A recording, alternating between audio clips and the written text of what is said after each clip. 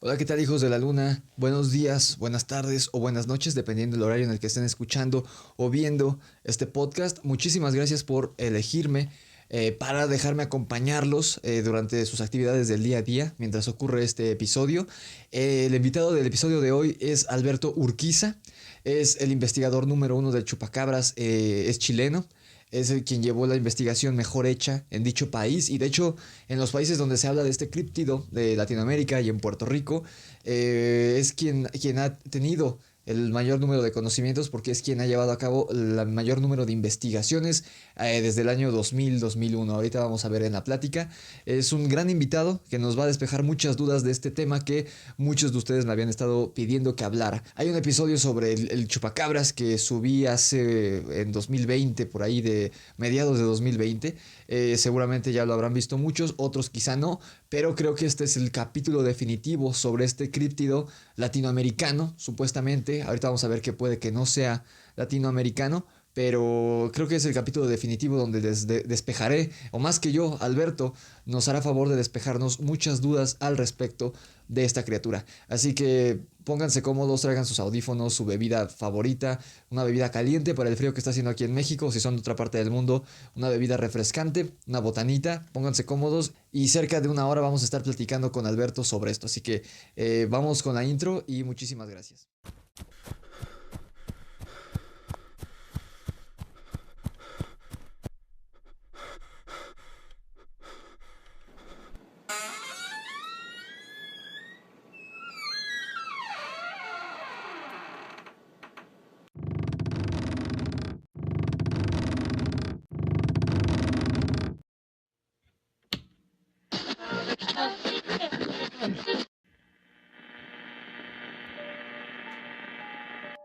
Buenas noches, hijos de la luna. Bienvenidos al podcast más terrorífico y misterioso de toda la red. Entra conmigo a la cabaña oculta en lo profundo del bosque y acompáñame a escuchar los relatos, historias y casos más terroríficos que te dejarán frío. Colócate tus audífonos, apaga la luz y comencemos. Hola, ¿qué tal, amigos? ¿Cómo están? Buenos días, buenas tardes, buenas noches. Gracias por escucharme, ya sea en YouTube o en Spotify. Bienvenidos a esto que es El Grimorio de Rix en mi versión de podcast. Y hoy tenemos un invitado muy especial. Es el segundo invitado que tenemos aquí en el podcast. Es don Alberto Urquiza. Sí pronuncié bien su apellido, ¿verdad? Correctamente, todo perfecto. Muy bien, pues don Alberto es el investigador número uno de chupacabras en todo el mundo. Es un investigador también de ufología, pero ¿por qué no mejor se presenta usted mismo, don Alberto? No quiero cometer un error.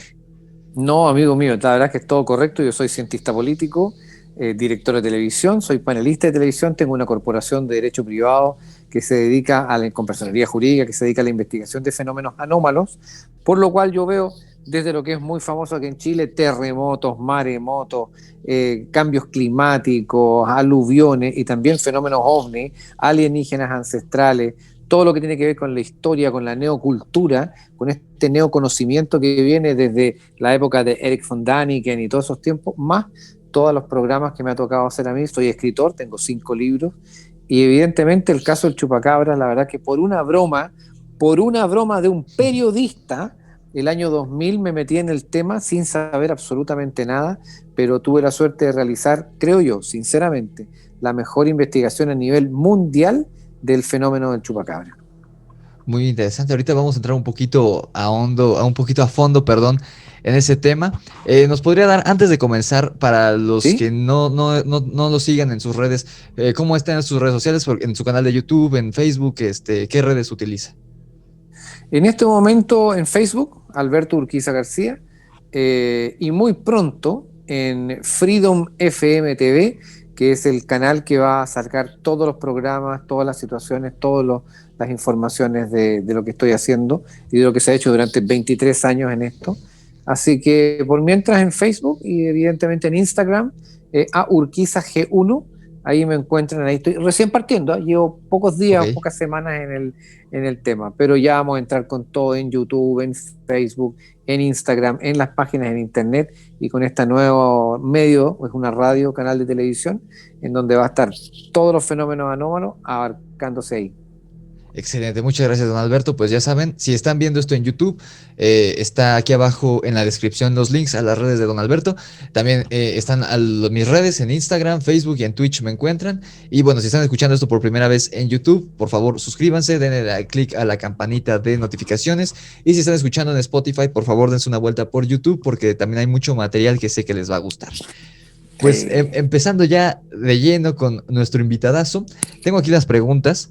Primero que nada, me gustaría preguntarle a don Alberto, ¿nos podría hacer una cronología breve de cómo empieza o qué empieza a ocurrir en Chile respecto al chupacabras para que usted comience a investigarlo? O sea, ahorita nos platicó un poquito qué pasó, pero ¿qué fue lo que dijo, lo que usted dijo, me tengo que meter a investigar este caso?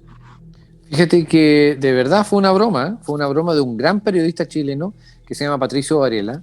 Patricio Varela tuvo un programa 40 y tantos años en televisión, en portales. Todos los días, de lunes a viernes, hablaba de fenómenos. Era un gallo muy impresionante. Y lo conocía yo muchos años. Entonces, en Chile empezaron los ataques del chupacabra en forma masiva el año 2000. Okay. Y cuando el año 2000 en la zona norte de Chile, en la zona de Calama, principalmente Antofagasta, Iquique, Arica, comenzaron estos ataques ya masivos, 200, 300 animales al día muertos.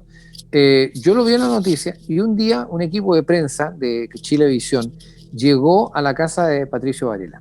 Y Patricio Varela, no sé si estaba cansado o qué onda, dijo, yo conozco a alguien que es muy buen amigo y él trabaja en la investigación del fenómeno.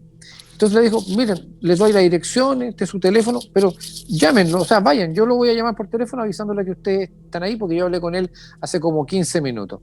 Y los periodistas se vinieron a mi casa. Mientras tanto, Patricio Varela tomó el teléfono y dijo, hola Albertito, ¿cómo estáis? Bien, compadre, ¿cómo está usted? Qué gusto escucharle nuevamente. ¿Se nos quedó algo guardado en el tintero? ¿Que se te olvidó decirme algo? No, me dice, oye, ¿tú sabes algo del chupacabra? No, le dije yo sé lo que salió en la prensa. Bueno, prepárate, tenéis 15 minutos porque un equipo de Chilevisión va a entrevistarte a tu casa. Ese fue el principio, así que fue por obligación. Pero cuidado, yo reconociendo que era un ignorante, que era una persona que no conocía el tema, a partir de ese momento, primero que nada, busqué información, había escuchado lo que había pasado, lo cual me llamaba mucho la atención y di mi opinión como investigador, que no fue una respuesta que decía, esta es la respuesta definitiva, sino que había que investigarlo. Todo fue bastante certero lo que yo dije, pero eso me llevó con mi equipo a hacer una investigación en terreno. Y yo creo que ahí es donde se marca la diferencia porque mira, en Chile en esa época hubo más de 150.000 animales muertos. De los 150.000 animales muertos hasta ahora, 60.000, aproximadamente 60.000 no quedaron con ninguna explicación. O sea, 60.000 animales muertos sin explicación alguna. Ni humana, ni perros, ni pumas, leones, como dice la gente, ni mustélidos, nada. Y es ahí donde se centra el misterio del famoso chupacabra, que tuvo una investigación tan grande que, cuidado, no la hice yo solamente, sino que como yo como investigador tuve un programa de televisión que se llamaba La Ley de la Selva, y aparte de eso trabajé con alrededor de 36 veterinarios distintos, zoólogos, técnicos pecuarios, autoridades de la Policía de Investigaciones, autoridades de Carabineros de Chile, en forma muy profesional. La verdad es que fue impresionante porque hice la mejor investigación del país y dado los retratos hablados, dado la investigación con testigos, creo que es la mejor investigación a nivel global que se ha hecho. Sí, y usted era, antes de este suceso un poco jocoso, ¿era creyente de lo paranormal? ¿O le daba igual? Absolutamente. ¿O sí creía? No, los fenómenos anómalos, los fenómenos paranormales, absolutamente creyente en ello. De hecho, posteriormente, como muchos años después, yo desarrollé una técnica terapéutica que se llama biocuántica, con Q de queso, biocuántica, que es una técnica que desarrollé yo en Chile, y que ha rendido muchos resultados. ¿Por qué? Porque va a buscar las partes emocionales, las facetas que nosotros no conocemos dentro de la emocionalidad humana, y también los cuadros que tienen que ver con las dimensiones, con el tiempo, con el espacio, que va más allá de lo que uno habitualmente ve, y es lo que toca directamente a los fenómenos paranormales. Lo normal es lo que nosotros conocemos, pero lo que está paranormal, fuera de lo que es normal, no quiere decir que no exista, no quiere decir que no sea razonable estudiarlo. Lo que pasa es que lo paranormal es algo que está recién partiendo y que, por ejemplo, uno de repente pregunta cuántos son los estados de la materia. Entonces, cualquier cosa que está fuera de los estados de la materia conocidos es una cuestión que está fuera de la normalidad, Claro. paranormal. Y resulta que uno dice los estados de la materia son ¿cuántos? Tres, ¿no? Los estados de la materia son muchos más. Y hoy día la ciencia abarca eso, las dimensiones. Las dimensiones es lo mismo, uno dice, bueno, nosotros tenemos tres dimensiones. Esto no es real tampoco, la ciencia hoy día reconoce que hay muchas dimensiones más, dentro de la teoría de cuerdas 8, dentro de otras teorías absolutamente probadas, porque estamos hablando de quinta, sexta, séptimas dimensiones que son probadas científicamente, que existen, que tienen explicación científica y que implican una importancia que revierte la realidad de la gente. Es decir, tú cuando te metes en estos temas, lo paranormal deja de ser paranormal y se vuelve normal, y al aplicarlo en la vida diaria nos cambia la vida, fíjate. Entonces, Sí. estudiar este tipo de fenómenos para mí es súper importante. Sí, justamente, yéndonos un poquito por la tangente del tema del chupacabras, justamente Bueno, acabo de grabar un video al respecto de algo que le pasó a un suscriptor que me envió y me pidió mi opinión, nada más que yo no sabía muy bien. Y creo que quién mejor que usted que revelarnos ya de una vez por todas qué pasó. Así a grosso modo, era un chico colombiano a que ver, salió de trabajar a las 5 de la tarde el 11 de septiembre del 2020, de hace wow, unos meses. wow. Okay. Sí, hace poquito. Sale de trabajar y estaba lloviendo, entonces él ve un destello y él pensó que era un relámpago porque estaba lloviendo. Y cuando llega a su casa resulta que su familia estaba súper preocupada y diciéndole, oye, ¿dónde estuviste? No sé qué. Y él pues trabajando, ¿no? Pues él sacado de onda. Y le dice, no, es que mira, y es que no era 11 de septiembre, era 23 de septiembre. O sea, para él habían pasado 10 minutos, que era lo que hacía de su casa al trabajo, bueno, del trabajo a su casa, pero en realidad habían pasado en esa ocasión 13 días, no 10 12, minutos. 13 días. Entonces, en ese tipo de casos, ¿qué ocurre? O sea, ¿es alienígena? ¿Es una falla de la Matrix, como le dicen? ¿O ¿cómo se llama? ¿Agujeros de gusano? ¿De qué se trató ese caso? Lo más seguro es un espacio-tiempo que la verdad es que son más normales y habituales de lo que la gente piensa. Claro. Uno puede pasar segundos, puede pasar minutos, pueden pasar horas, días, incluso aparecer en un lugar distinto como un continente diferente. Hay casos en los cuales están totalmente documentados personas que estaban, por ejemplo, en Ciudad de México y aparecieron en Francia, en París. ¿En cuánto? En minutos. Y era imposible que con el vehículo que andaban trasladándose llegaban allá. Eso pasa mucho. Aquí en Chile hay un caso muy impresionante que lo mostró un programa de televisión nacional de Chile, El Día Menos Pensado. Y fue de una persona de Antofagasta que salió de su trabajo normal, con el diario debajo del brazo, y cuando llega a su casa, la puerta, la chapa la habían cambiado, la llave no le hacía, y cuando abren la puerta, le abre una niña que tenía una guaguita en brazos, una mujer de unos 20 años, 21 años. Y resulta que cuando él salió de su casa, esa niñita de 21 años era su hija chica y tenía 4. Wow. Habían pasado 18 años que el hombre estaba declarado muerto, que había desaparecido, y el tipo llegó con el diario del día que desapareció, hace 18 años atrás, y para él fue como dar un paso. Es decir, él en el camino se enfrentó a esta energía y el traspaso tiempo fue instantáneo, una situación muy complicada porque se reconoce el nombre de la persona, no se hizo público, el mismo periodista lo indicó que conversó con la familia y fue una cosa muy violenta porque el hombre perdió 18 años de su vida, la Claro. familia no entendía qué es lo que ocurría y lo que le pasa a este niño es más normal, más habitual de lo que muchos piensan. Muchas veces uno ve estos tubos donde pasan las energías cuando pasan los aviones, que destella energía, que destella una especie de nubosidad que aparece y desaparece. Es como que estos tubos de energía, en un momento la energía traspasa el tiempo y el espacio y uno caminando, al no verlo, simplemente al dar un paso, el tiempo ya no es el mismo. Y eso es normal en nuestro estado dimensional actual. Ok, muchas gracias. Era una duda que tenía que como justo antes de grabar con usted estaba grabando No, está bien. este tema Qué bueno. y tenía la duda. Regresando al chupacabras, que es el tema de hoy. ¿Qué es el chupacabras? Porque hay muchas teorías. De hecho, aquí lo llegué a tocar en algún momento en el canal hace ya casi un año. Y hay muchas teorías, ¿no? De lo que platicábamos con Dani del libro de los secretos, de que si es un alienígena, de que si es un críptido, de que si es como una especie de hombre mutante, que era como lo veían los cronistas españoles o algo así, como una especie de monstruo. ¿Qué es el chupacabras a ciencia cierta? Primero que nada, normalmente en la investigación que a mí me tocó realizar, solamente en Chile, estoy hablando de varios miles de casos, En un caso, solamente en un caso, hubo un encuentro, avistamiento ovni antes del ataque del chupacabra. En todos los demás, nada que tenga que ver con relación con extraterrestres, con naves, con luces en el cielo, nada. Primero que nada, para que quede claro. Segundo, este animal cuando ha sido visto, y estamos hablando de los testigos, a mí me tocó en un lapso de 2 años entrevistar a 160 testigos directos, no del resultado de los animales muertos, sino que de personas que observaron a un animal extraño, 160.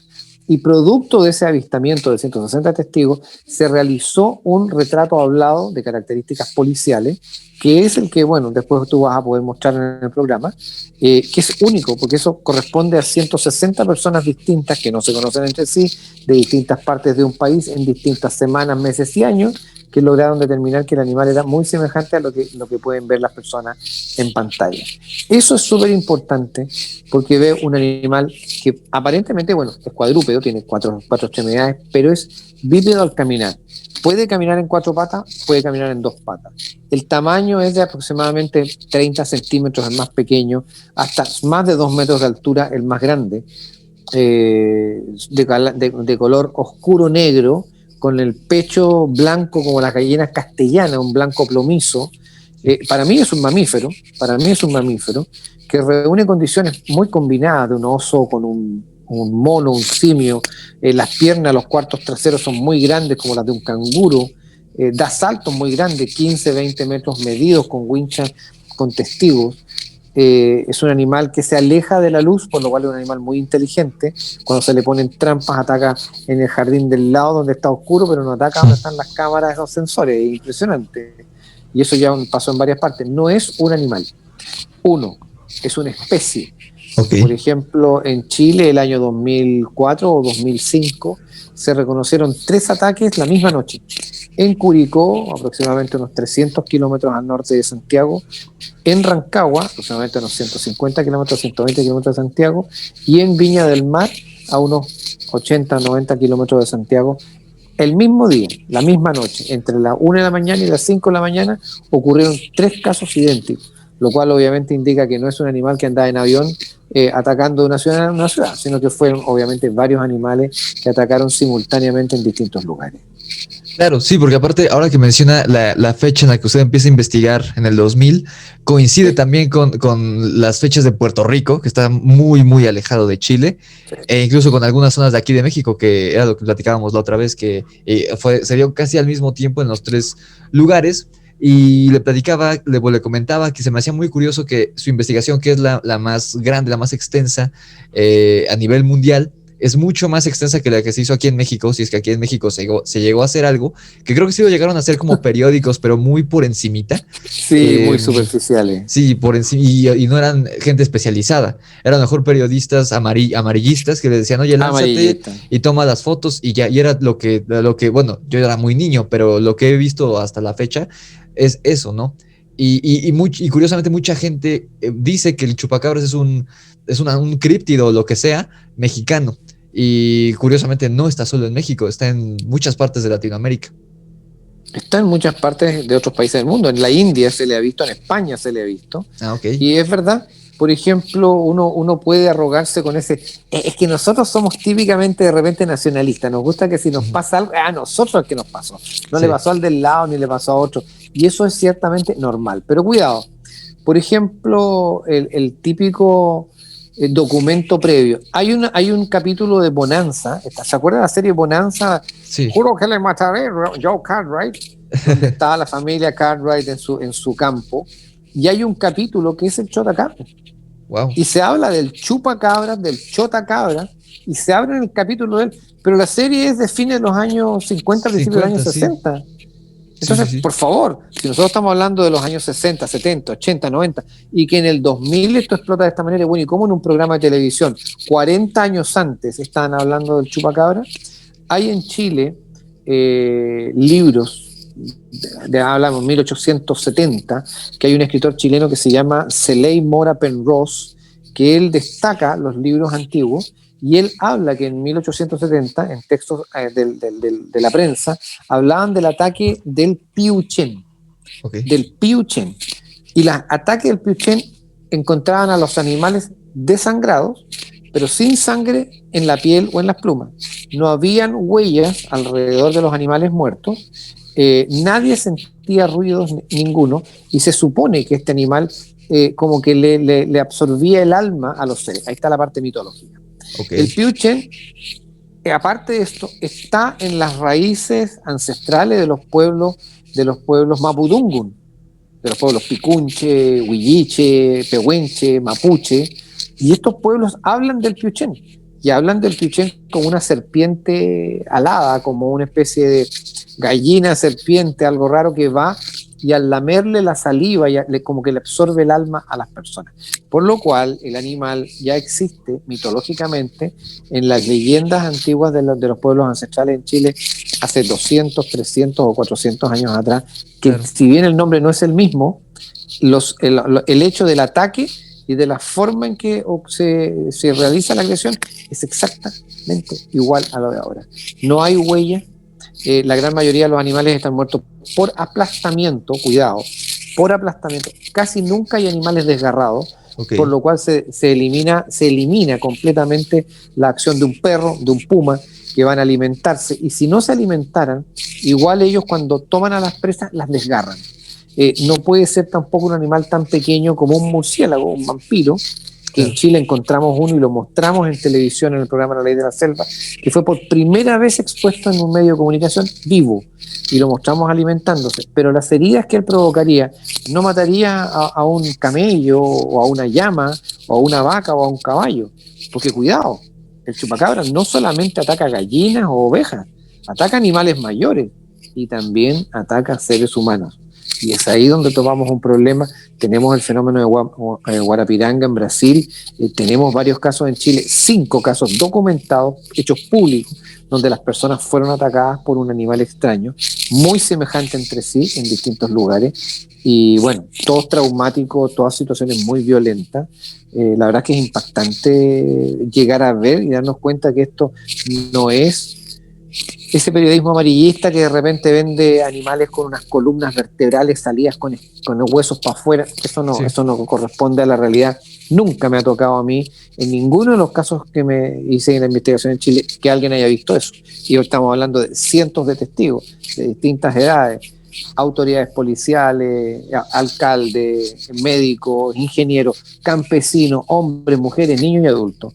Entonces, dada la variedad cultural, dada la variedad de lugares de población, la verdad es que es imposible que en tantos testigos den prácticamente las mismas señas, y que estas 5 personas atacadas demuestran que el animal sí ataca a seres humanos, y es casi imposible contrarrestar su ataque. Es casi imposible. Los 5 casos se salvaron por situaciones de terceros. Por ejemplo, un río, donde la persona se tiró un río, otra llegó un camión, iluminó al guardia de Soquimich, otra el amigo que iba detrás iba con una escopeta y los gritos que dio, disparó al aire y el bicho se escapó. Otro en una persona lo apaña, lo atrapa, y alguien sale de una casa rodante e ilumina con un foco y el animal se escapa. Si no hubiera sido por esas condiciones, probablemente estaríamos hablando de personas muertas que no habrían dado su testimonio de qué es lo que ocurrió. Por lo cual es claro pensar de que probablemente hay muchas muertes no explicadas que pueden ser producto de ataque del chupacabra. Ok, y bueno, la pregunta que le iba a hacer se conecta perfectamente con esto que acaba de contar. El chupacabras, entonces, efectivamente se alimenta de sangre, y por ende, a estas personas que atacó, estos 5 casos que menciona, ¿los atacó con el fin de succionarles la sangre o fue por defensa propia o cómo? No te quepa la menor duda. No. Por ejemplo, te voy a citar unos casos. Guillermo fue atacado en la zona de Peumo, al sur de Santiago de Chile, a unos 80 kilómetros. Él iba caminando a la 1:30 de la mañana hacia su casa, venía de la casa de sus padres, tenía que caminar 2 parcelas, unos 1000 metros, una cosa así, y de repente ve a unos 80 o 100 metros de distancia una sombra, y él piensa que viene alguien por el camino, y de repente cuando él va, no alcanza ni a pensar, y ve que la sombra va en el aire, y le cae encima, y era más grande que él, él era un hombre de 1,65 m, campesino, fuerte, musculoso. El animal le cayó encima, era más grande que él, no pudo moverse, y te insisto, en ese caso fue cuando había una casa rodante, donde abrieron la puerta y enfocaron con un foco, dado los alaridos que él daba, y la verdad que fue impresionante, porque ahí el animal lo dejó inmediatamente, se alejó rápidamente. La persona con el foco no puede determinar qué vio solamente una especie de figura, pero no alcanzó a identificar nada. Y este hombre, de verdad que tuvo problemas gravísimos, se orinaba en la cama, no controlaba su esfínter, no salía de noche, y su ropa, todas las ropas que él tenía esa noche, tuvo que ser quemada, porque el olor que quedó impregnado en su vestuario era imposible de soportar. Sí, era lo que le iba a preguntar. Ahorita, hace rato que mencionó, me encontré con unos casos de muy antiguos. Es que es curioso porque son tanto casos antiguos como casos de los 2000, pero en Puerto Rico, por ejemplo, y mencionaban algunos testigos que eran como hipnotizados, ellos dicen así, hipnotizados por esta criatura. ¿Cree usted que emane cierto olor o cierta cosa como el caso de los zorrillos que disparan su pestilencia, pero para, ¿cómo decirlo? Pues sí, dominar o apaciguar a su víctima? ¿Hace eso esta criatura? Sí, sí lo hace. Recuerdo un caso en Huechuraba, don Mario y su familia, era un cazador, iba partiendo la noche, estábamos en el atardecer, todavía queda un pequeño brillo en la noche, él iba con su escopeta cargada, y se encuentra con este animal que se levanta a unos 15 metros de él, lo ve muy grande, lo ve sobre el 1,5 metros, casi 1,80 metros, y el animal, él lo que recuerda no era el olor, él recuerda los ojos. Y los ojos era como que se movieran, como que estuviera tratando de hipnotizarlo, y él con la escopeta se aterrorizó de lo que estaba viendo, ¿no? Y no fue capaz de levantar la escopeta y disparar. No fue capaz, se paralizó entero. Y lo único que él recuerda era ver los ojos rojos, brillantes, que como que parecían moverse y que finalmente lo tenían totalmente dominado, porque el animal giró y se fue. Hay un fenómeno que se llama las feromonas, que son los olores que tiene cualquier cuerpo humano. Hay unas feromonas en el ser humano que son de características sexuales que se dan entre la nariz y los ojos y que emanan un perfume que justamente no es sensorial en forma consciente. Es una situación sensorial a nivel subconsciente, donde la persona en el subconsciente capta este olor y eso provoca una intención de sexualidad. El deseo, el amor, tiene mucho que ver de repente con la feromona. En este caso, este animal parece que tiene feromonas que paralizan a los animales. Es un olor muy fuerte, es un olor muy penetrante.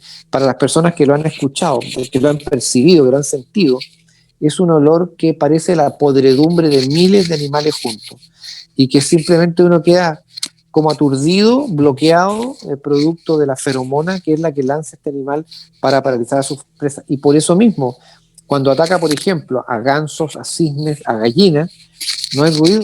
O sea, increíble que puedes matar 50, 80, 100 gallinas, 100 gansos en un lugar totalmente aislado, pero cerrado, y ningún animal grita, ningún animal chilla, como que están paralizados.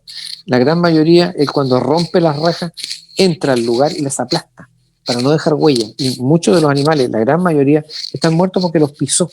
Y el resto está muerto con una picadura, con un hoyo, que normalmente se da en la zona del cuello, de la base cervical, o en la zona pulmonar en el caso de las aves, que tiene 2-3 centímetros de profundidad.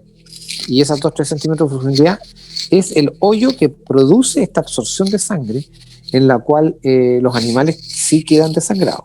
Es decir, quedan desangrados hasta el momento en que el animal muere. Cuando el animal muere producto del desangramiento, deja de fluir la sangre y queda sangre dentro del cuerpo, pero es mínima. Pero lo impresionante es que en la piel, en los pelos o en las plumas no queda nada de sangre. Posteriormente salen líquidos sanguinolentos del cuerpo, que no es lo mismo que el sangramiento mientras está vivo, y posteriormente a la muerte salen líquidos con sangre, pero no son iguales. Pero sangre como tal no queda ni en la piel, ni en los pelos, ni en la pluma de los animales muertos. Sí, y es curioso esto de tanto de lo de los ojos como el olor, que es muy, muy similar por ejemplo, los que han visto a Bigfoot, Sasquatch, a sus derivados ¿Sí? en diferentes partes del mundo, e incluso ¿Sí? lo que se cree que son hombres lobo o nahuales, que podría ser también ¿Sí? alguna especie de críptido.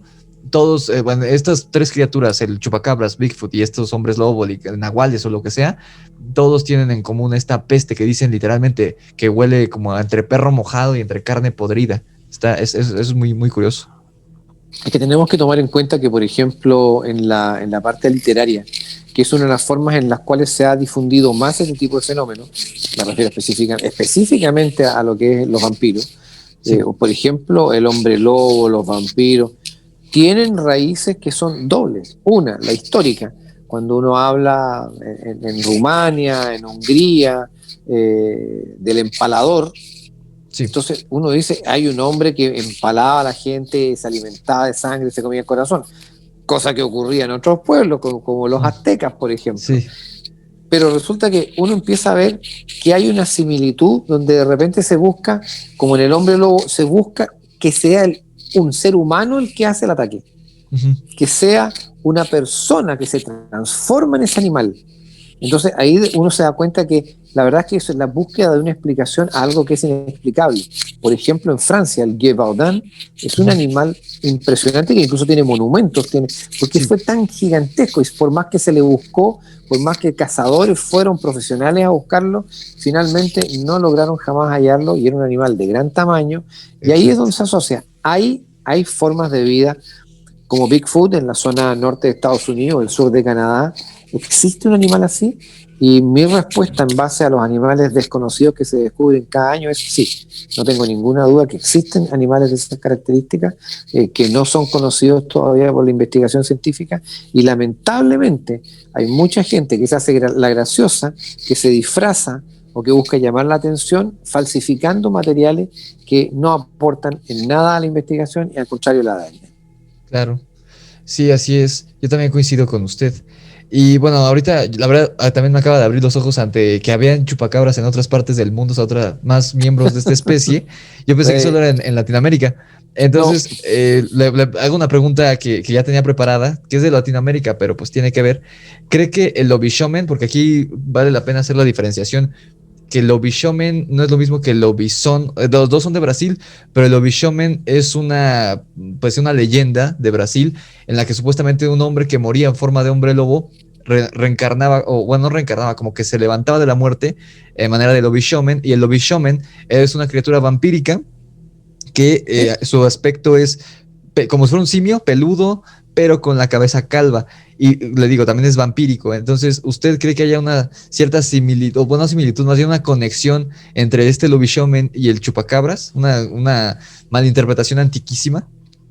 no sé si no sé si es una mala interpretación, ¿eh? Yo creo que es una lectura propia de personas que desconocen el tema, que no sabían en el momento en que se está describiendo de qué se trataba, y obviamente intentan, a lo mejor literariamente, a lo mejor artísticamente, encontrar una respuesta que es muy simpática, pero el fundamento de la investigación científica es muy importante.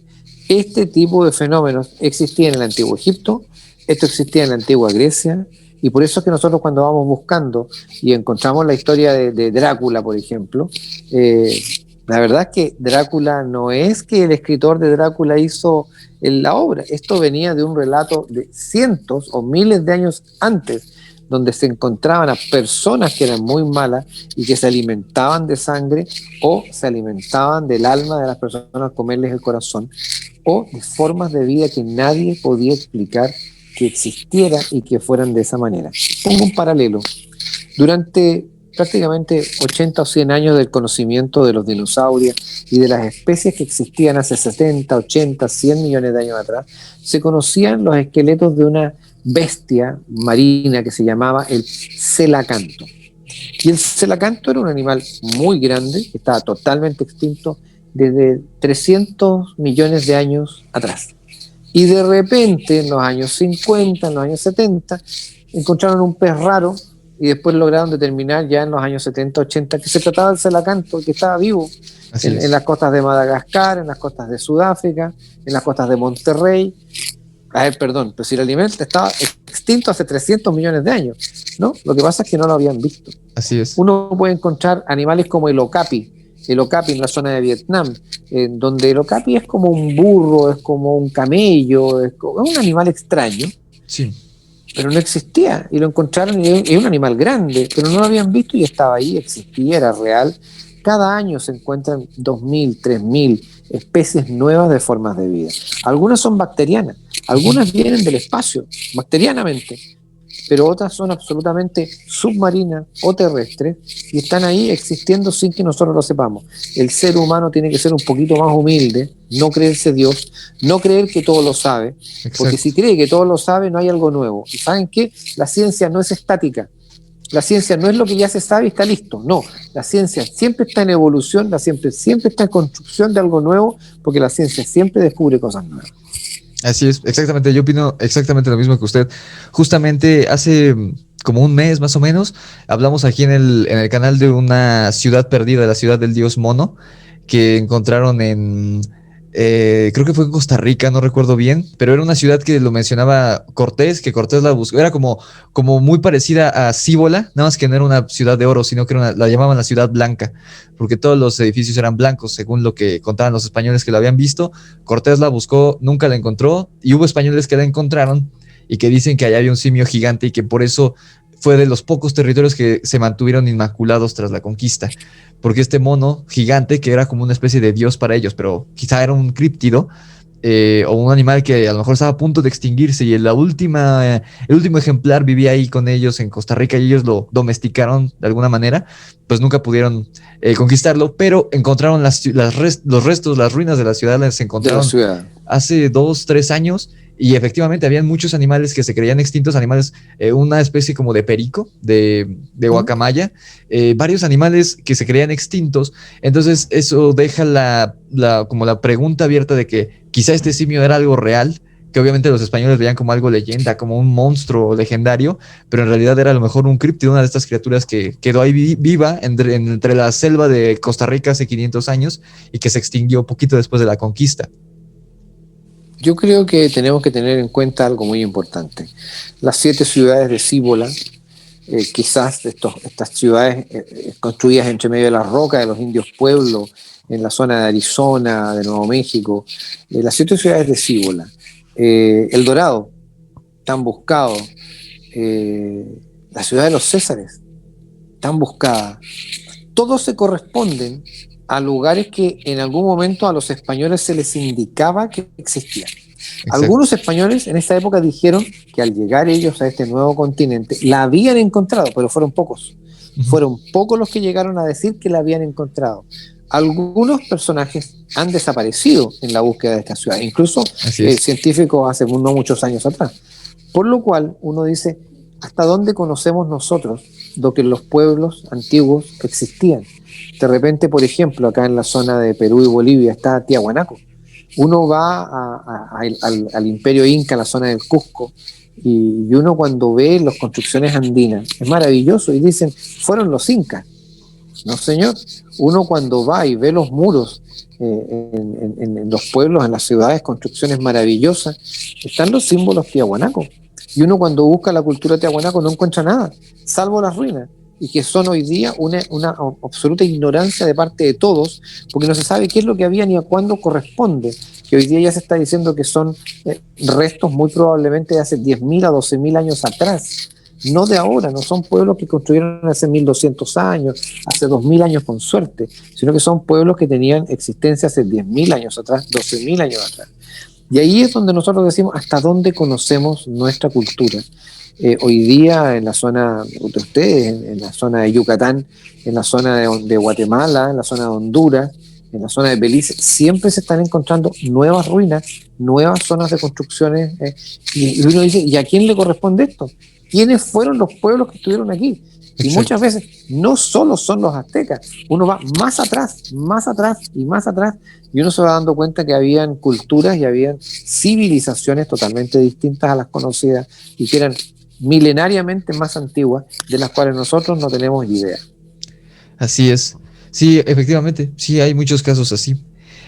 Siguiendo un poquito con el chupacabras, porque ya nos desviamos un poquito hacia la criptozoología, pero es que... No, pero no importa, porque es cultura, viejo, es cultura, y nosotros estamos conversando cosas que es bueno que la gente las conozca en un contexto diferente. Sí, aparte es fascinante. Y estamos viendo que sí hay cierta conexión entre Bigfoot y el chupacabras.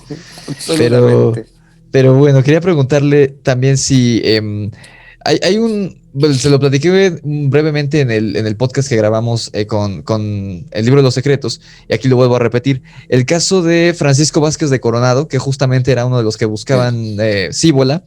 Él describió junto con sus hombres, unos años después de la conquista, en 1540 me parece, ellos una noche fueron atacados y lo describo así de manera textual, así lo Está escribieron escrito. ellos, los describieron, perdón, a sus atacantes como monos de piel callosa o como enanos, como si fueran enanos de piel callosa, de piel como grisácea, y que tenían cuchillas en la espalda, que los atacaron no fue en México, pero fue creo que en Costa Rica o algo así. Está, sí. Eh, sí, fue en 1500. No es cierto, aquí está, fue en Arizona. Y según los indios sunis, que fueron los que eran su contacto ahí con los españoles en ese momento, cuando se los describieron, les dijeron que eran sus rivales, que estos indios sunis eran rivales de estos monos o estos enanos. Entonces yo le quería preguntar que si estos seres eran chupacabras o si tenían alguna conexión, porque las reses de estos españoles amanecieron sin sangre, como lo menciona usted, bueno, las reses y los caballos. Y después ellos tuvieron que comprar más ahí a los indígenas porque amanecieron, después del ataque, ellos los lograron ahuyentar, pero cuando despertaron a la mañana siguiente después del ataque, ya sus animales no tenían sangre. Entonces, ¿podría haber una cierta conexión por ahí? Yo creo que sí. Fíjate que hay pueblos en Nueva Zelanda que cuando vieron los aviones volar sobre las islas durante la Segunda Guerra Mundial, ellos pensaban que eran dioses. E hicieron con palos, con ramas, hicieron un avión. Y ellos adoraban a ese avión como si fuera un dios. Estos pueblos de distintas características que serían como los llamados hobbit en la zona de Arizona, que también los hay en la zona de Costa Rica, de Nicaragua, hay pueblos pequeños. Y también en la zona de la Amazonía, también hay pueblos de muy pequeño tamaño, incluso más. Ya viendo en pueblos hace 1 millón o 2 millones de años se han encontrado restos donde están los hobbits, justamente de hombres, de personas que tienen muy pequeño tamaño. ¿Qué es lo que ocurre? Si estos seguidores de estos admiradores de hace 500 años atrás, de estos pueblos anteriores a ellos mismos, ellos se pintaban, ellos utilizaban elementos para hacer un símil a este animal que sí existía, que sí estaba allá afuera. Y ellos, por su admiración, se vestían y agredían y atacaban exactamente igual. Yo lo encuentro más que lógico, o sea, de repente los pueblos toman a sus dioses creando a imagen de lo que tienen en su entorno. Me refería a Nueva Zelanda con los aviones y me refiero evidentemente a los pueblos ancestrales, pueblos de hace 500 o más años atrás, que veían la existencia de un animal como este, que era violento, que era dominador, que era superior incluso a ellos mismos siendo un animal, y ellos en su admiración le copiaban las costumbres, le copiaban la forma que ellos veían físicamente. Y evidentemente, obviamente, repetían situaciones como las que habían visto. Sí es bueno que tener este tipo de testimonio porque nos muestra que nosotros tenemos que investigar más, que tenemos que reconocer que los caminos no son los conocidos y que tenemos que irnos incluso a respuestas extrañas. Cuando los fenómenos son extraños, merecen respuestas que pueden ser extrañas, pero que al final, en una buena investigación seria, profesional y bien documentada, podría transformarse en una nueva realidad. Exactamente. ¿Qué le iba a preguntar? Bueno, ahorita estuvimos tocando al chupacabras un poquito, ¿cómo decirlo?, en sus raíces históricas, pero pasando un poquito ya a la época contemporánea en la que usted empieza a investigar, le quería preguntar, porque el chupacabras es, digamos, legendario en la zona de Puerto Rico, es decir, de hace cientos de años, pero ¿por qué se da este resurgimiento en el año 2000 y por qué usted cree que muchas personas piensan, incluyendo muchos de mis suscriptores, ¿por qué piensan que el chupacabras proviene de Puerto Rico? O sea, ¿por qué fue más sonado el caso del chupacabras en Puerto Rico que, por ejemplo, en Chile o en México o en otras partes del mundo, como usted menciona, que yo ni siquiera sabía que había casos? Los medios de comunicación, el parlante era más grande, el micrófono era más grande, se hizo un eco de un fenómeno a nivel de país y que obviamente tuvo un eco a nivel internacional. Haya sido certera la investigación o no haya sido certera, no importa, estamos hablando de lo mediático. Los medios de comunicación en Chile, por ejemplo, explotaron el tema dentro de Chile, pero nadie fuera de Chile tomaba en cuenta lo que estaba ocurriendo. Muchos en este caso tomaron lo que pasaba en Puerto Rico y abarcó a Estados Unidos, y esa conexión mediática con Estados Unidos fue la que provocó esta cobertura tan grande que llegó a México, que llegó a Estados Unidos, que llegó a Puerto Rico y que ahí llegó al mundo entero llevando un caso. llevando una situación puntual y no todas las demás, que habría sido lo más importante, de demostrar que el cambio climático, la sobrepoblación humana, llevó a que estos animales atacaran más cerca de los poblados urbanos y no solamente en las zonas más campesinas, y también se acercaban más a los lugares donde las personas tenían normalmente a los animales en cautiverio, lo cual denota inteligencia, porque están atacando animales no sueltos en la selva, sino que producto del cambio climático, de la muerte de muchas especies, se acercaron a zonas urbanas y empezaron a atacar cerca con los animales en cautiverio, y obviamente matando y alimentándose de la sangre de esos animales. Exactamente, sí, ahorita que lo menciona, no lo había pensado, pero hay un caso del que hablé hace unos meses en el canal que se llama La bestia vampiro de Blademboro. Así la bautizaron los medios un poco amarillistas de Estados Unidos. Creo que, no me acuerdo si fue en Carolina del Norte o Carolina del Sur, pero es curioso porque el modus operandi de la bestia fue algo que se dio súper rápido. O sea, empezó creo que la última semana de 1970 y no sé qué, y terminó la segunda semana de enero. O sea, fue algo que duró 3 semanas en ese pequeño poblado rural. Y el modus operandi era como lo describe usted, igualito. Morían, o sea, encontraban lo primero que cazaron fueron perros. Lo primero que cazó esta criatura fueron perros, pero perros grandes, o sea, perros domésticos grandes, pues era una zona de granjeros, no tenían perros chihuahua, tenían perros grandes, Basset Hounds, ese tipo de perros, y los describían como que los habían, así decían ellos, como que los habían aplastado con una pala y no tenían sangre, por eso le pusieron la bestia vampiro de Blademboro.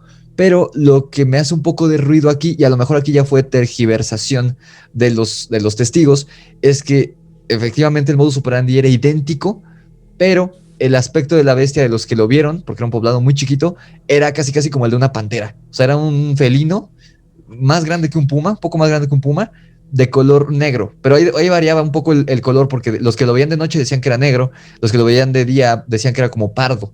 Entonces a lo mejor era pardo y en la noche se veía negro, pero no coincide con lo que usted describe del chupacabras. Entonces podría ser o no podría ser, porque después cazaron a una como especie de felino y no sabían, o sea, muchos dijeron, sí, esta era la bestia, ya la matamos, pero nunca se supo bien a bien si sí fue la criatura que mató a estos perros, porque igual, como dice usted, mataba puros animales domésticos. Entonces, ¿podría haber tratándose de algo así o fue coincidencia o qué cree usted? ¿Qué es lo que pasa cuando una cultura o una sociedad le enseña algo a la gente? Cuando se veían los ovnis en la época del Imperio Romano, eran escudos voladores, escudos propios de la cultura. Cuando uno veía en la época de 1600, 1500, incluso el mismo Colón cuando venía a América, y veía los barcos voladores, los barriles voladores, porque era propio de su cultura. Hay gente hoy día que ve naves espaciales. Viejo, ¿qué es lo que estamos viendo? La verdad es que los tres ejemplos que estoy dando vieron lo mismo, pero el cerebro humano no ve lo mismo. Ve en base a la cultura, el estado de ánimo, el lugar, la educación que tiene, por lo cual la respuesta puede ser totalmente diferente siendo el mismo fenómeno. Es decir, dos personas juntas al mismo tiempo ven un accidente de tránsito y van a ver la marca del auto distinto, el color distinto y hasta los movimientos del vehículo totalmente distintos en un choque. Depende del estado de ánimo, depende de la cultura, depende de la información, porque nosotros no vemos con los ojos solo captan la luz y es el cerebro en nuestra parte trasera el que fabrica, el que crea la imagen, y por eso no siempre nosotros vemos lo mismo, a pesar de estar juntos. Eso está muy interesante, muy, muy interesante. Nunca había pensado en una... Porque siempre usan como ese argumento para desestimar este tipo de casos, ¿no? Justamente como... Pero es algo muy humano, o sea, es real eso de... Y ni siquiera en cosas paranormales, no sé, cualquier cosa de... Algo que pasó en un día a día, que tu amigo se cayó. Y lo cuentan dos amigos de manera diferente, pero justamente ese factor humano de confusión o como quieran llamarlo, es lo que desestima muchos sucesos paranormales que se dicen, ay, es que se contradijo, ay, es que uno dijo una cosa y otro dijo otra, pero es que es muy humano y pues nunca, bueno, casi nunca terminan captado en cámara estos sucesos. Justamente, pero hay que tener mucho en consideración el factor psicológico y el factor cultural, que permite que las cosas, la gente vea situaciones que son idénticas, pero que son distintas en el relato. Por eso muchas veces uno tiene que tomar, cuando hay un accidente o un acto violento, uno tiene que tomar el testimonio rápidamente del testigo, porque Sí. si no después se empieza a influenciar con lo que incluso otras personas que no tienen nada que ver dicen, y finalmente el relato cambia completamente. Es muy importante tener en cuenta el factor mental, el factor cerebral, que crea de repente una respuesta incluso de miedo, porque tomemos en cuenta que muchas personas cuando ven algo dicen no me recuerdo, o vi una sombra, y la verdad es que no vio sombra, vio un objeto claramente, pero bajo hipnosis lo puede recordar, porque el cerebro se bloquea ante el terror, ante el miedo, y no permite que la persona pueda describir lo que tuvo al frente. Es un factor psicológico muy importante tener en cuenta. Exactamente. Y ahora que lo pienso que estaba hablando de esto, nunca le pregunté la pregunta obvia. ¿A usted le tocó ver al chupacabras durante sus investigaciones, así frente a frente? No, Nunca le no me tocó. tocó frente a frente, pero cuidado, en los cerros al norte de Santiago, en una cacería, había atacado la casa de la familia Moller y Pérez Cotapo, que es una familia de constructores en Chile, que tenía gran cantidad de animales de gran valor, animales en un zoológico privado, y que fueron atacados y muertos por este animal. Fuimos a la montaña a buscarlo, y como eso de las 3 de la mañana, un grupo grande, éramos 12 o 14 personas, todos armados. De hecho, me obligaron a mí a ir con una escopeta porque era muy, muy aterrorizante el momento. Sí. A pesar de que yo no creo que el arma me sirva para nada, pero bueno. En un momento, los últimos que estábamos en la fila, sentimos ese olor putrefacto, horrendo. Nos quedamos parados, empezamos a buscar de dónde venía el olor, llamamos a los demás, se acercaron a nosotros, estaba el canal del Carmen al costado de nosotros, al costado izquierdo, y la verdad es que un cerro inmediatamente. Nosotros subimos a la carrera, yo creo que unos 20 metros más o menos, subiendo rápidamente, de noche, te digo, en oscuridad total, con linterna, y no logramos descubrir nada, pero el olor era putrefacto, una cosa horrenda. Cuando bajamos y nos reunimos, el olor estaba ahí, buscamos si había el cuerpo de un animal pudriéndose, no había nada. Y nosotros dijimos, este bicho está cerca de nosotros. Y nos fuimos. Llegamos hasta la casa, cuando estuvimos en la casa nos atendieron súper bien, estoy hablando tipo 5 de la mañana, esperamos al amanecer, y a eso de las 7 de la mañana salimos de la casa, nuevamente un grupo, y fuimos hasta el lugar exacto donde habíamos sentido este olor, y no había ningún olor. Por lo cual yo supongo, porque es una suposición, que el bicho estaba muy cerca de nosotros y nos estaba echando el ojo, nos Claro. estaba mirando mientras nosotros lo estábamos cazando, y no fuimos capaces de verlo. Y si se puede saber qué animales había en este zoológico privado, porque eran como caballos de estos caros o qué eran. A ver, habían caballos, cuidado, habían caballos de raza, pero lo que más mató fueron aves. Fueron gallinas, pero no estas normales, sino que eran unas gallinas muy especiales. Sí. Loros, eran todas aves. Y lo que mató fue, pero masacró a las aves, y a la mayoría de ellas no las desplumaba, porque quedaban muy pocas plumas en el lugar. Habían plumas, pero no estaban desplumadas, no habían animales desgarrados, sino que estaba ese típico puntazo. Y cuidado, una cosa muy extraña que nosotros la trabajamos en un programa de televisión, las rejas estaban estiradas, y nosotros usamos, por ejemplo, perros pitbull, doberman, boxer y hombres de peso, de levantadores de pesas, guardias de seguridad, y entre todos tiramos y no fuimos capaces de romper las rejas del gallinero, y las rejas de los gallineros estaban totalmente rasgadas, como si una fuerza impresionante lo hubiera tirado y lo hubiera cortado. No había una tijera, no había un rayo láser, no había algo que hubiera cortado, sino que era un estiramiento y estaba roto, lo cual denota una fuerza muy violenta en este tipo de animal. Claro, o a lo mejor no tanto fuerza de que la destazó, sino a lo mejor, no sé, se me ocurre que se azotó, por así decirlo, contra él y lo atravesó, ¿no? Es lo que se me ocurre. Por ejemplo, sí puede ser, porque había momentos en que los orificios eran pequeños, por donde podrían pasar crías, y en otros Ok. eran espantosamente grandes, por donde obviamente podría pasar un animal mucho más grande. A veces incluso abrían las puertas, tenían la capacidad de levantar los ganchos o sacar los troncos y abrían las puertas, o entraban por el techo rompiendo, y desde arriba caían sobre los animales, lo cual, te insisto, denota inteligencia en las agresiones. Sí, aparte, como menciona que es tipo simioide la criatura, es muy, bueno, supongo que es muy probable que tenga, si no pulgares, por lo menos dedos, como los canguros o los murciélagos que tienen como sus deditos. Entonces, Sí, sí. puede ser que con eso. Hay unos casos que me tocó en la zona sur de Santiago, en la zona del Cajón del Maipo, que va camino hacia la frontera con Argentina, un lugar muy bello, y encontramos dos huellas. Y las huellas eran como una especie de V. Y nos dimos cuenta, mucho tiempo después en la investigación, que la huella de la pata de un simio es una V.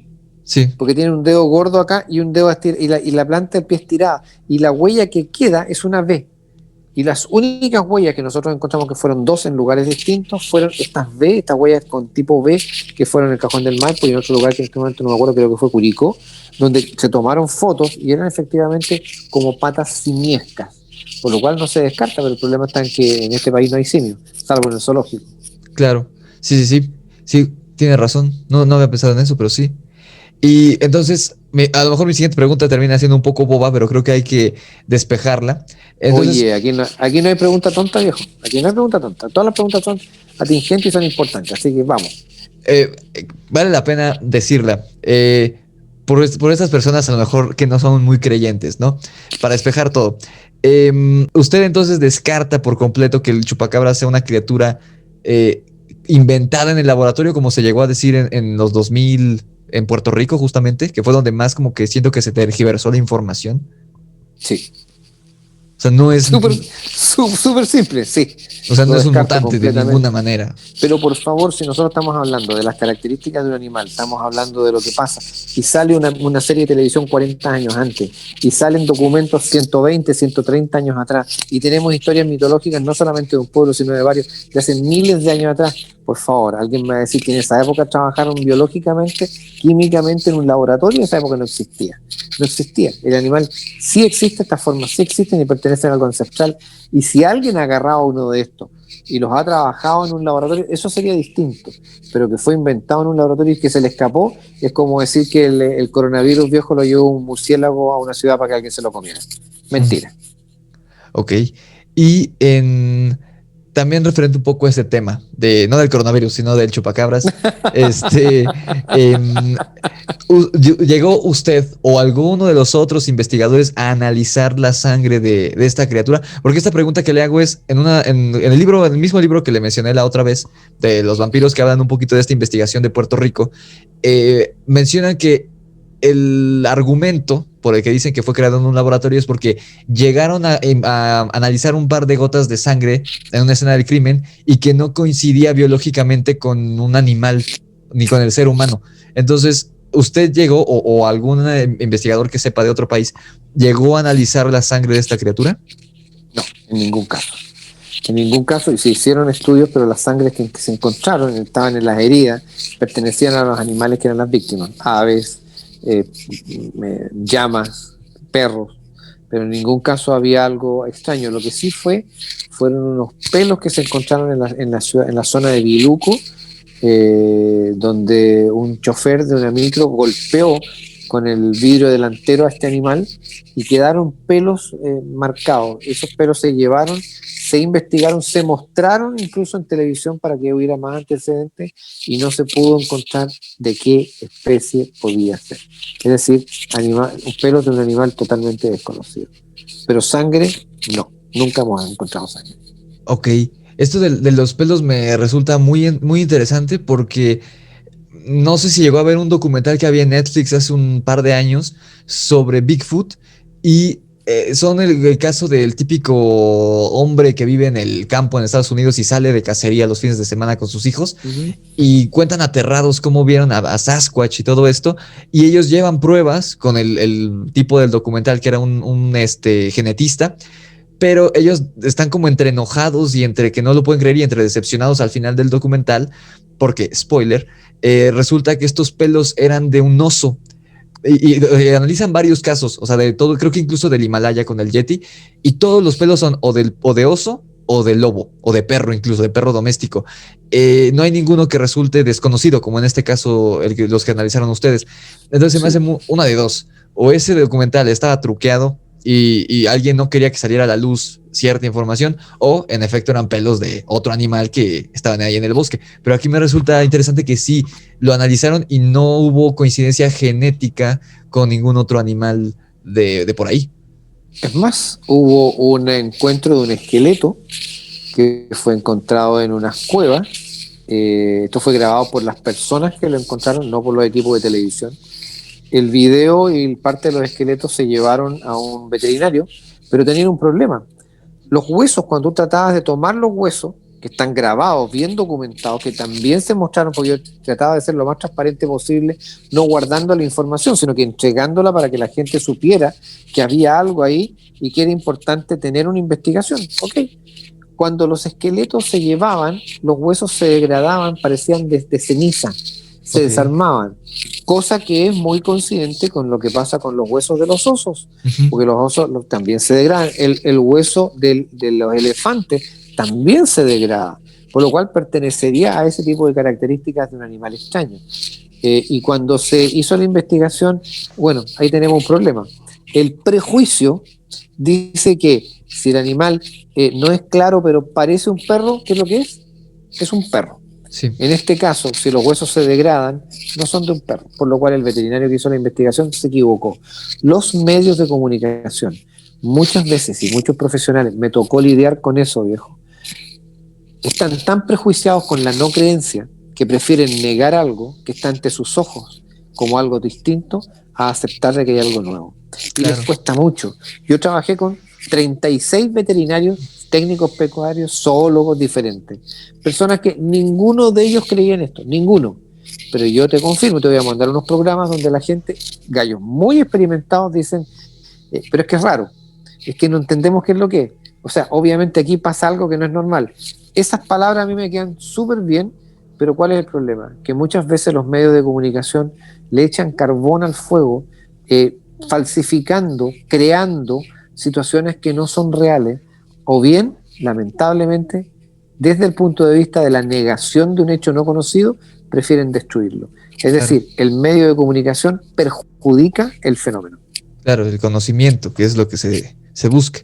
Y, por ejemplo, ahorita le explico el porqué de esta pregunta, pero estos huesos que encontraron estaban así como en desorden o tenía la forma del esqueleto. No, está la grabación, viejo, y es perfecta. Es una grabación súper bien documentada, grabada con una cámara con Night Shot. Está impecable, los esqueletos fueron analizados visualmente en pantalla por especialistas en la parte ósea, con distintos tipos de personajes que estaban en la investigación.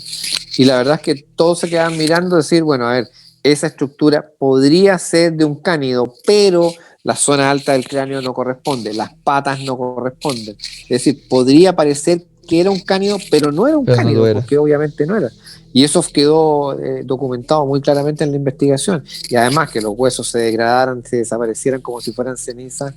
Además, no fue una cuestión absolutamente novedosa y muy importante. Yo te insisto, creo que la investigación que se realizó fue a otro nivel. Fue una cosa que estuvo absolutamente más allá de la lógica de un programa de televisión. Fue un programa absolutamente científico donde se determinó las mordidas, los tamaños, las huellas, el olor, los pelos, los videos, el trabajo de los testimonios de la gente, donde te juro por Dios que los veterinarios que no creían en nada se rascaban la cabeza diciendo, pero ¿qué vio la gente? ¿Cómo es posible que la gente haya visto lo mismo y que nosotros en el programa no lo hubiéramos mostrado? Porque muchas veces no mostrábamos, guardábamos las cosas hasta mucho tiempo después que terminaba la investigación. Y cuando la investigación terminaba, recién ahí lo hacíamos público. Sí, esto se lo pregunto porque ahorita me acordé que un suscriptor chileno, me envió una historia que él vivió hace creo que 10 años, si no me equivoco, entre 10 y 15 años.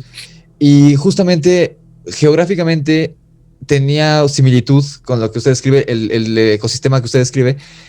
Me mencionó el nombre y creo que es un lugar conocido en Chile, pero ahorita no me acuerdo.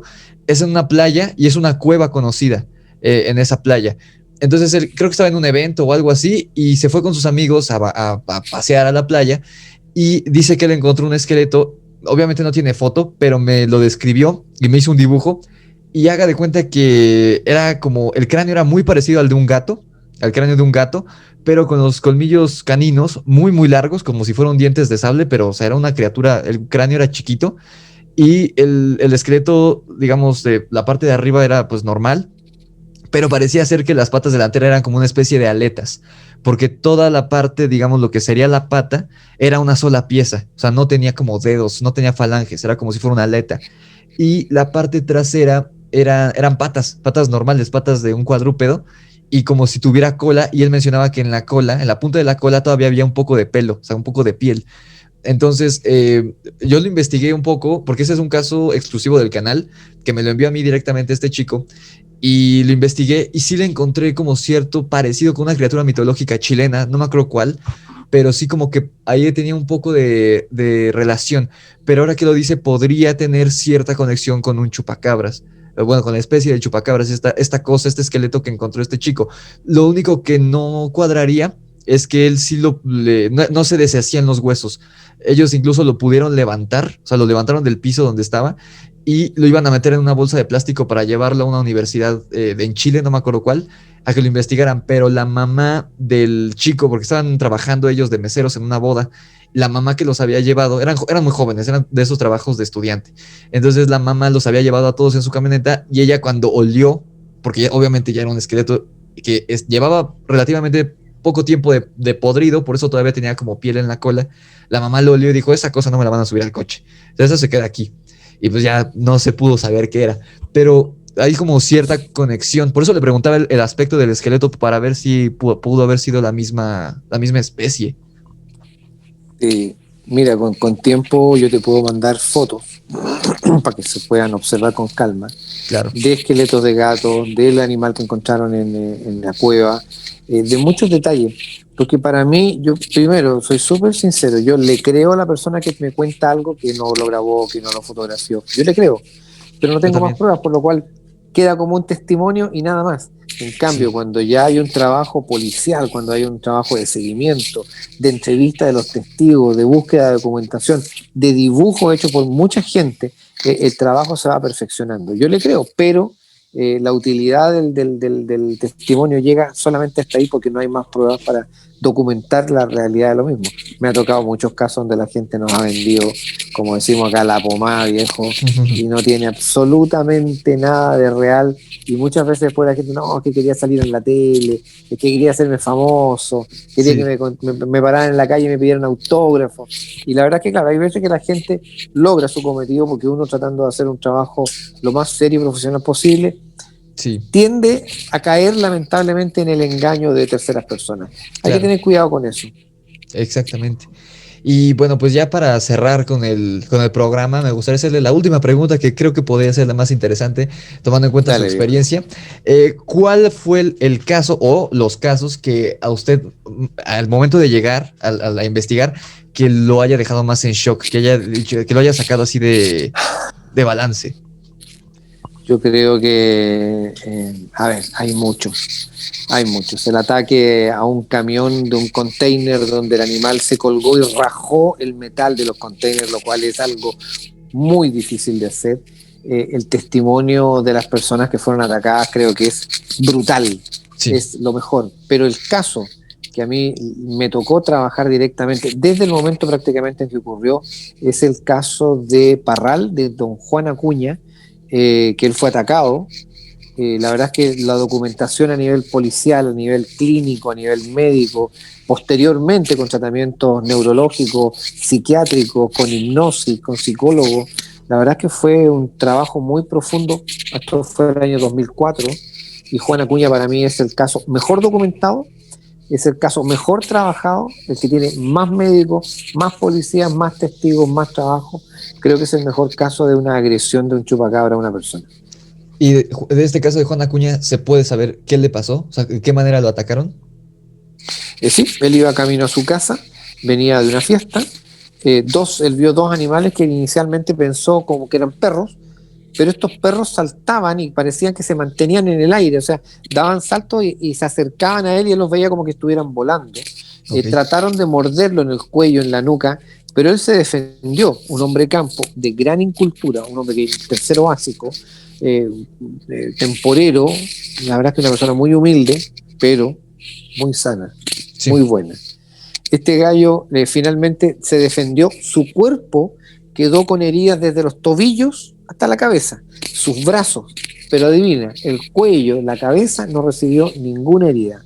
Él tuvo que lanzarse a un canal que tenía aproximadamente 4 metros de ancho y 1,5 metros a 2 metros de profundidad. Él tuvo que lanzarse al canal para poder protegerse y estos animales no se metían al agua. Ok. Saltaban de un lado, saltaban al otro, pero no eran capaces de tirarse al agua para cazarlo y finalmente la corriente él lo llevó unos 200 o 300 metros y los animales ya no lo siguieron y se fueron. Él salió del lugar y ahí corrió a su familia y de ahí a la policía, donde quedan todos los testimonios, la ambulancia, hospital y lo más impactante es que las lesiones que él tenía, el Instituto Médico Legal de Chile, que es tremendamente profesional, no es un centro médico que puede inventar cosas para decir algo, no, son tremendamente profesionales, determinó que las heridas eran provocadas por un animal no conocido. Ok. Nada Sí, más que es decir. muy enigmático. Y ahorita que lo mencionó, si se lo mencioné en el podcast del libro de los secretos, ahorita que mencionó el caso de esta criatura que rasgó el container del camión, Sí, increíble. cuando nos lo contó a Dani y a mí en el podcast de Daniel, luego vino a mi mente el caso de los Devil Monkeys, que también es de los que más les gustó a mis suscriptores, que ocurrió, no me acuerdo, creo que es en Nuevo México, no estoy muy seguro, o en Arizona justamente, donde los vio Coronado hace más de 500 años.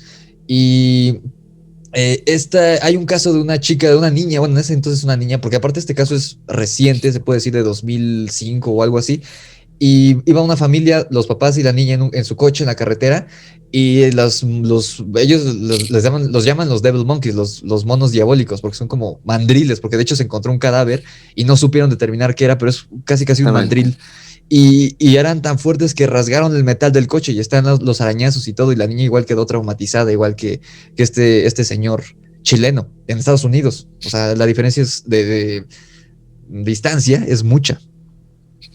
No, yo creo que hay que tener el cuidado y la cautela de ver cada cosa en su contexto para poder finalmente unir cosas que sean absolutamente semejantes y separar y distanciar lo que no tiene ninguna relación.